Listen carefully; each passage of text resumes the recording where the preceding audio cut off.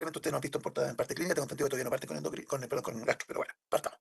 Entonces, súper importante recordar elementos centrales que tienen que ver con el tipo de célula. Acuérdense que el parénquima está constituido por hepatocitos, ¿ya? Hepatocitos son fundamentalmente la estructura más funcional, que tiene que ver con las funciones propias del hígado, pero acuérdense que también las células epiteliales ductuales, que componen los ductos, en el fondo que terminan conformando los conductos biliares, en el fondo son también funcionales, también son parenquimatosas, porque uno podría decir, ¿qué es lo que es el parénquima? Entonces uno podría, las células que son funcionales en términos de metabolización, formación de proteínas, pero también las células epiteliales ductales tienen un rol funcional, por lo tanto también pertenecen al parénquima, ¿ya? Después lo vamos a ver en unos monitos, súper importante también desde el punto de vista de la irrigación. Acuérdense que nosotros tenemos dos vías por las cuales llegan sangre al hígado, y las dos súper importantes. Uno es que es vía sistema porta, en el cual digamos, todo lo que se absorbe a través de las mesentéricas. Entonces tenemos las mesentéricas que forman el sistema porta. El sistema porta es la característica que se vuelve a capilarizar. ¿Se dan cuenta? Nosotros tenemos arteria, voy a hacerlo así, arteria mesentérica, después capilares mesentéricos, después se vuelve a colocar una vena, vena porta, y la vena porta se vuelve, entre comillas, a capilarizar. O sea, se vuelven a formar capilares, los cuales en el fondo no son capilares como tales, sino que son células, son los sinusoides hepáticos, y después se vuelve a formar una vena. ¿Se dan cuenta? Entonces es un sistema vena, vena porta, capilares, que en realidad son sinusoides, y después otra vena, que es la vena suprahepática. Entonces, esto hace que tenga cierta característica re importante. Y obviamente, en el fondo, cuando uno habla de sinusoides, estamos hablando de células endoteliales, porque al final son endoteles. Ahora, estas células, estos capilares son bien especiales porque en su localización intraluminal y extraluminal tienen células de Keffer. ¿Qué es lo que son las células de Keffer? Son macrófagos hepáticos. O sea, se dan cuenta, tenemos macrófagos que están adheridos a estas células sinusoidales y también, obviamente, perisinusoidales. ¿Por qué? Uno dirá, pero ¿por qué tanto macrófago? Y obviamente tiene que ver con el tipo de sangre que viene. ¿De dónde viene la sangre de la porta? Viene, evidentemente, de las mesentéricas. Por lo tanto, ¿qué es lo que traen? Traen contenidos que se absorben, fundamentalmente pueden ser nutrientes, pero también detritos celulares. Acuérdense que en el intestino colon, y no solamente colon, está lleno de bacterias, lleno de bacterias. Yo siempre hago el tema que a nadie le gusta mucho porque lo encuentran cochino, pero acuérdense que es lo que es la caca. La caca, fibra, 20%, 30% agua, más o menos lo mismo, y el resto son bacterias. Por lo cual, imagínense la carga bacteriana que llega a los capilares, a las sinusoidales, porque vienen directo del intestino. Entonces, tenemos lleno de macrófagos, y obviamente el tubo digestivo está lleno de aparato linfoide. ¿Ya? Las placas de Peyer, ¿qué es lo que son? Son estructuras inmunológicas para defendernos en el fondo de la gran carga bacteriana en el intestino.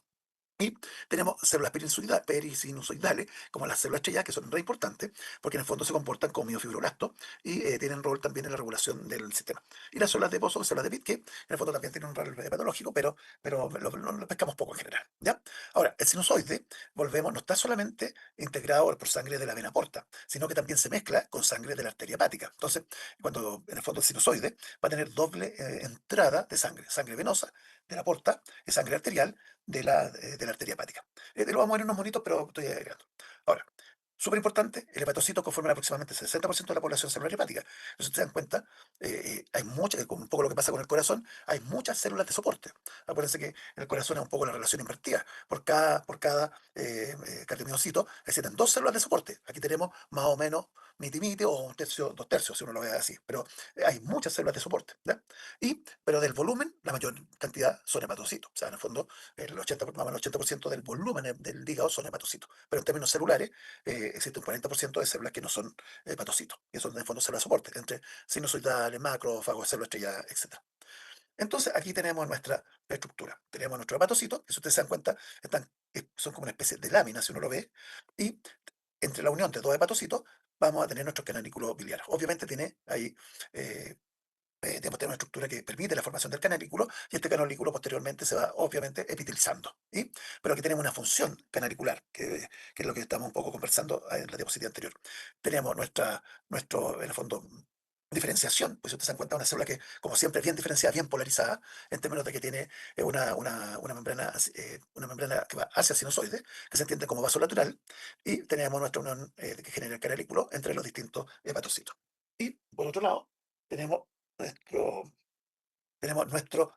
nuestra zona, que uno podría decir como vasolateral, pero en el fondo, desde el punto de vista funcional, la vamos a relacionar con el sinusoide, en el cual tenemos este célula endotelial sinusoidal. ¿Por qué se llama sinusoidal? Porque tiene fenestraciones. ¿Cuál es la gracia de estas fenestraciones? Pero ¿por qué es fenestrado? Porque la idea es que pase todas las proteínas y todas las macromoléculas que se podrían absorber hacia el espacio intersticial. El espacio intersticial se llama espacio de Dice. ¿Ya? Entonces, si fuera un endotelio, por decirlo de alguna manera, con poca fenestración o con poca digamos, con un poco de estos hoyitos, obviamente dificultaría el paso de macromoléculas que se absorben o dificultaría en el fondo esta circulación de sustancias, por lo cual obviamente un endotelio con alta permeabilidad. Tenés la sangre que llega al sinusoide, es una mezcla de la portada, sangre venosa de la mesentérica y sangre arterial de la arteria hepática. Y llena de células de Kupfer, que ustedes se dan cuenta, se dan cuenta es muy parecido a lo que pasa en el alvéolo. La diferencia es que en el alvéolo llega aire. Entonces, como está comunicada con el exterior, la idea es que tengamos una célula fagocítica, digamos, de entre comillas, de alta potencia inflamatoria, como el macrófago, en el alvéolo, para defendernos de lo que trae el aire. Aquí un poco es de lo que trae el tubo digestivo. Entonces, tenemos gran cantidad de macrófagos. Y nuestra célula estrellada, que tiene un rol de mantención, pero que también es reactiva. Ojo, entonces se puede transformar en miofibroblasto. Y el espacio intersticial, que en este caso se conoce como espacio de Dice. Eso en realidad es un espacio subendotelial. Entonces, lo que yo le estaba hablando, de tal manera que se conforma, si uno lo ve, tenemos una vena, un espacio que está conformado por el espacio portal, en el cual vamos a tener una rama de la vena porta, que está acá, vamos a tener una rama de la arteria hepática y los conductos biliares que al final confluyen a este espacio, ese produce el espacio porta. Por otro lado, la sangre, se dan cuenta, viene por acá, pero circula a través de los sinusoides hasta llegar a una vena hepática. Entonces uno dice, y ahí obviamente conforman la vena suprahepática, que en el fondo es por donde sale la sangre que llega. Y volvemos a repetirle, llega por la arteria hepática y por la vena porta. ¿Por qué es tan importante esta estructura? Porque en el fondo, en el espacio porta, llega sangre de la arteria hepática, mezclada con la de la vena porta. Pero esta zona va a ser la zona que va a tener mayor cantidad de oxigenación. ¿Por qué? Porque llega a la arteria hepática. Pero al mismo tiempo, es la zona que tiene mayor llegada de las sustancias que se absorben a nivel de la porta. Por lo tanto, es una zona que también llega a la mayor cantidad de sustancias absorbidas.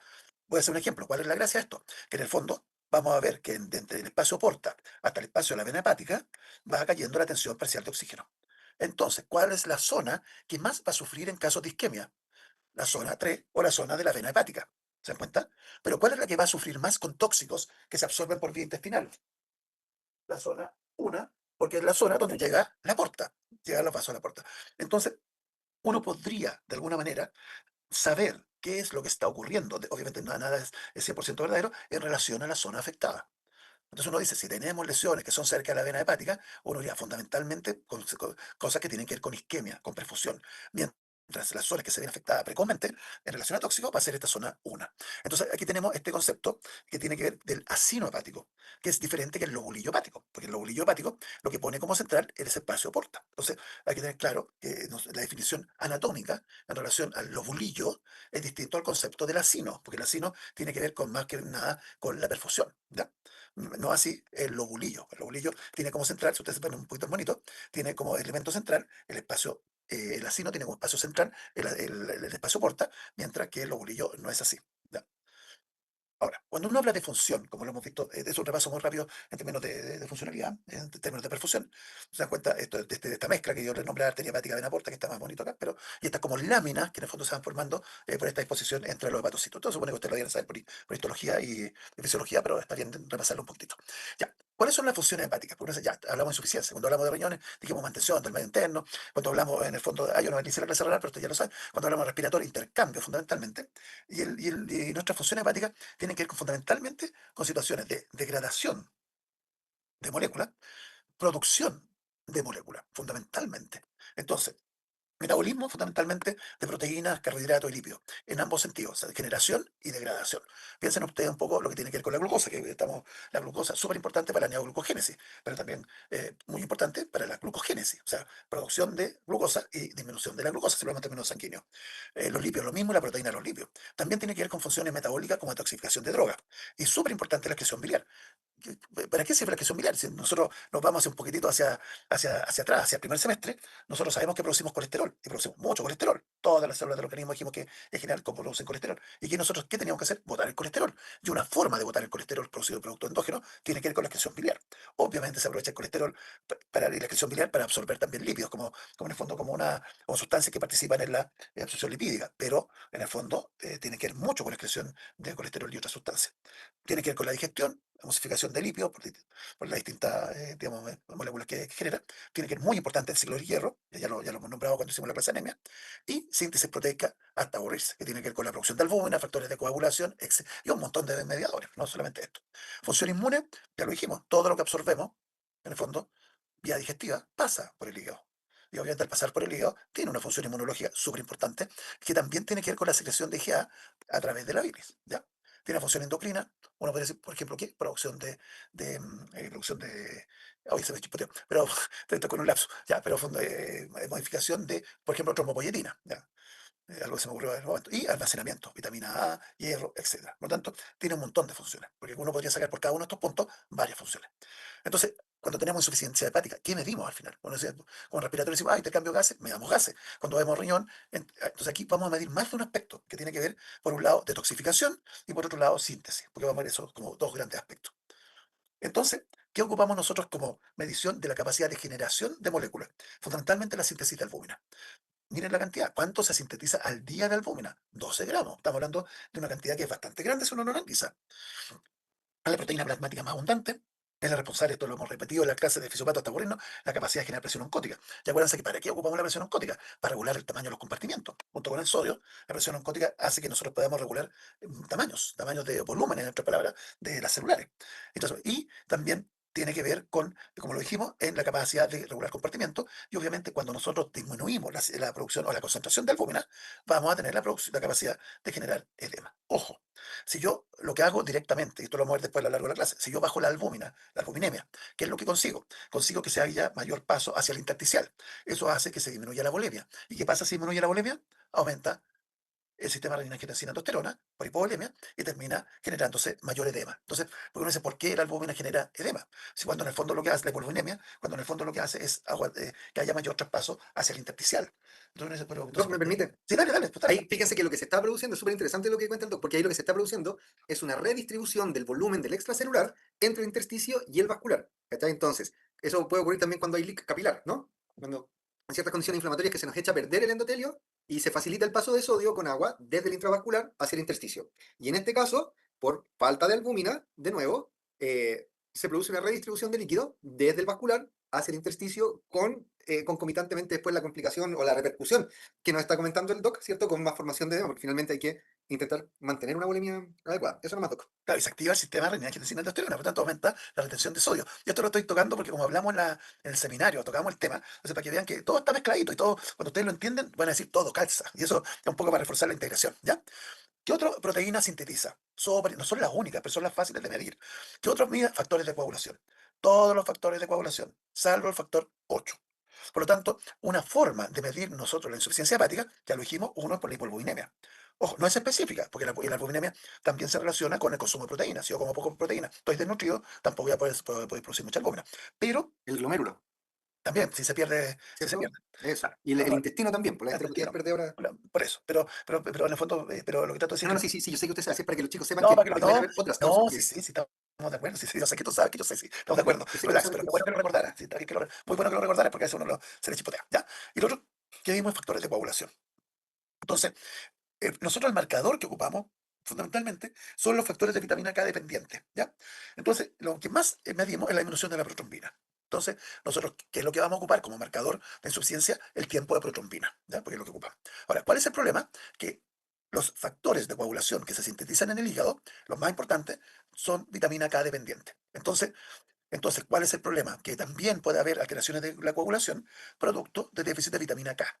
Entonces, obviamente, en situaciones como lo que dijimos en relación a la albúmina, como lo contó el doctor Quesada, que también puede verse de poca ingesta de proteína, a alteraciones de tipo renales, como proteinuria, cuando se ve en el síndrome nefrótico, o alteraciones intestinales, malabsorción, o incluso una enteropatía perdedora de proteína, en los factores de coagulación pasa algo parecido. Pero la causa más frecuente tiene que ver con déficit de vitamina K. Entonces, ustedes ya lo saben, la otra, ¿cuál será? Tratamiento con anticoagulante vitamina K dependiente. Entonces, pero si nosotros descartamos, perdón, déficit de vitamina K, tratamiento anticoagulante, la que nos queda, evidentemente, es una insuficiencia hepática, como en términos de frecuencia. Ahora, esto en general nosotros no lo medimos, ¿ya? Pero hay que tener claro que es el primer flujo sanguíneo que drena el intestino. Y eso hay que tenerlo claro. O sea, si yo tengo alteración hepática, voy a tener una mayor carga de desechos, metabolitos o moléculas de origen bacteriano. Eso súper importante, ¿ya? Y por eso, yo como ya le explicaba, tenemos gran cantidad de macrófagos, gran cantidad de reconocimiento antigénico y obviamente excreción, yo les conté solo nombre, excreción de hemoglobina al intestino a través de la bilis, que también nos da un rol protector. Entonces, en otras palabras, si yo tengo un paciente con insuficiencia hepática, puede tener menos producción de albúmina, menos producción también de factores de coagulación, pero ojo, también mayor riesgo de infecciones y de procesos inflamatorios. Ahora, obviamente uno podría, pero esto lo medimos, no, en general no se mide. Pero uno sabe que de que mueren los pacientes con insuficiencia hepática, sobre todo crónica, muchos mueren de infección. ¿Ya? Entonces hay que tenerlo bien claro. Función endocrina, yo no me acuerdo, la trombopoyetina, sumameteína, tampoco uno lo mide, pero en clínica sí nos sirven, porque la insuficiencia hepática se relaciona con trastorno endocrino. Entonces, clínicamente nos van a ayudar a no hacer diagnóstico definitivo, pero la sospecha. Entonces, ¿cuáles son algunas de estas situaciones? Hipogonadismo por cambio de los receptores estrógenos hepáticos. Por lo tanto, estos pacientes van a tener atrofia de caracteres sexuales secundarios. ¿Ya? Entonces, en el fondo, se inhibe la testosterona, en otras palabras, por la mayor cantidad de sensibilidad hacia los estrógenos. Entonces, estos pacientes van a tener pérdida de vello, de hecho, si ustedes se lo mostraron en clínica, van a tener distribución ginecoide del vello. ¿Ya? Van a tener también pensando en los esteroidales, los glucocorticoides, van a tener también, lo vimos en algún momento, sobre todo los alcohólicos, los temas del pseudo ¿cómo se llama? Hipocortisolismo, que tiene que ver también con estos cambios digamos, del fenotipo en términos de parecer hipocortisolismo. ¿Ya? Entonces también genera cambios. Entonces esto nos ayuda mucho para la sospecha clínica. ¿Ya? Entonces, ¿cuáles son, como estamos contando, nosotros tenemos distintas formas de ver la función hepática, ¿ya? Entonces, aquí vamos a tomar tres tipos de formas de ver esta función hepática. Una que tiene que ver con la función que tiene que ver con metabolismo, ya sea por producción de sustancia o metabolismo de sustancia. Entonces, estamos hablando aquí de función del hepatocito, es la función propiamente tal del parénquima hepático. Entonces, nosotros ocupamos como marcadores, biomarcadores, la albúmina y el tiempo de protrombina. Ya lo nombré, pero aquí estamos hablando función de producción de proteína. Súper importante, de hecho, se mide clínicamente cuando estamos planteando a un paciente con algún tipo de alteración hepática, y nosotros le vamos a tomar de todas maneras albúmina y tiempo de protrombina, pues son muy buenos marcadores.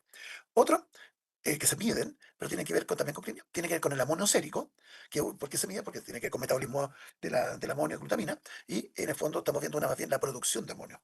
También se ocupa, pero muy poco nosotros aquí en Chile en términos clínicos, desde la aminopirina en aliento, que tiene que ver con degradación de aminopirina. Y eliminación de galactosa, que esta en general no se ocupa más cómodo. Entonces, si tenemos alteración de estas pruebas, ¿qué es lo que está diciendo? El hepatocito como tal está funcionando mal. ¿Qué otro tipo de exámenes nosotros tenemos? Lo que hablan de si el hepatocito se está destruyendo, o sea, daño de tipo citotóxico. ¿Se está destruyendo el hepatocito? Aquí nos dice la masa total o la cantidad total de hepatocitos sobrevivientes son capaces de mantener la función. ¿Cuáles funciones? Las funciones más importantes.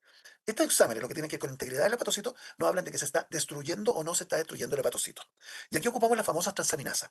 Entonces, por favor, esto es re importante que lo entiendan desde ya. Si tiene un paciente con transaminasas altas, no significa que la función esté alterada. Yo puedo tener destrucción del hepatocito, pero todavía la cantidad de hepatocitos es suficiente para no verse comprometida la función hepática. Esto nos habla de que se están destruyendo. Esto nos habla de que la cantidad que se destruyó ya no es capaz de mantener una función del órgano en forma eficiente. ¿Ya?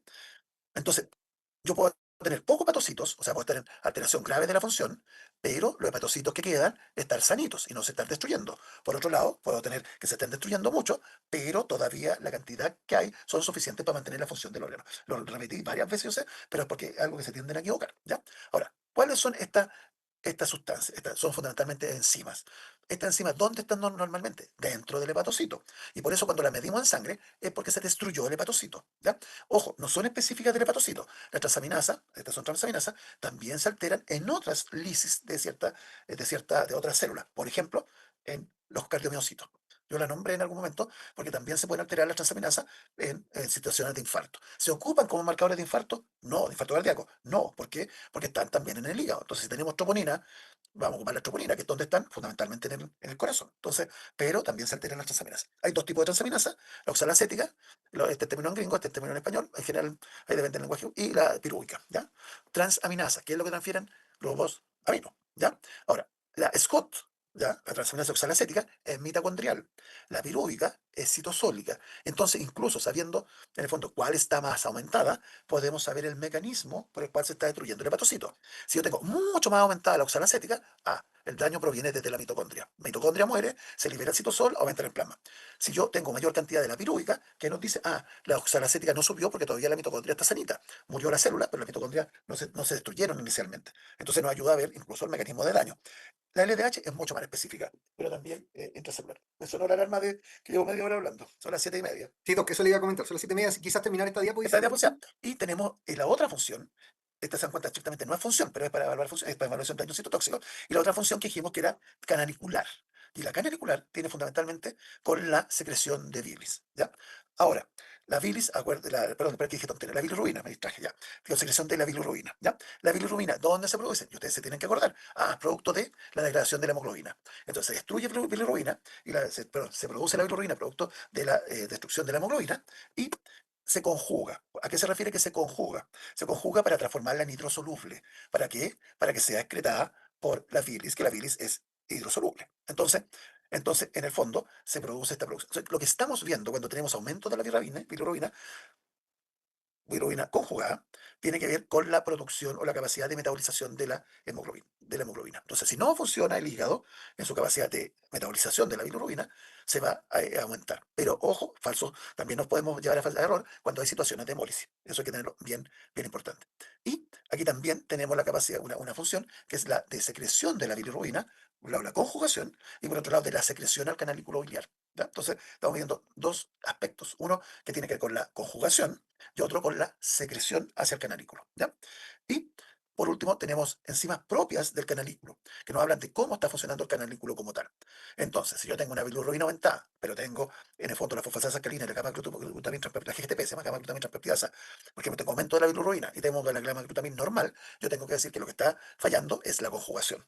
¿Se dan cuenta? Si yo tengo la gamma globulina o perdón, la GGTP o la fosfatasa alcalina elevada y tengo la bilirrubina dentro del límite razonablemente normal, yo podría decir, el problema es la excreción como tal, no es la conjugación.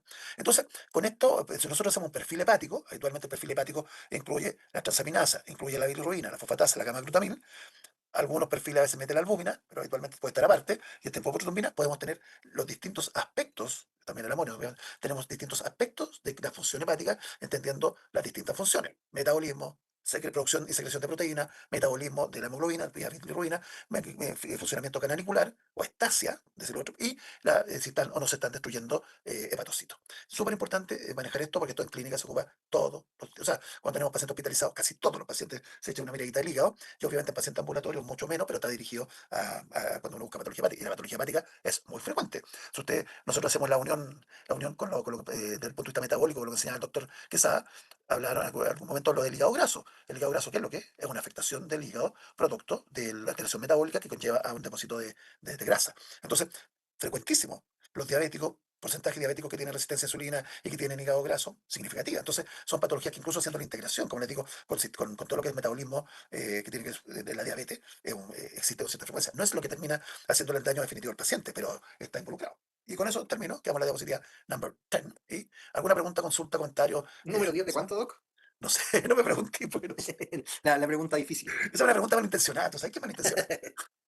Ya, déjeme Pero, activar pero la la idea es que cámara quede para... experto, tú sabes que a mí me cuesta resumir porque creo que es tan importante que tenga una visión fisiopatológica de la enfermedad que, bueno, dale, eso.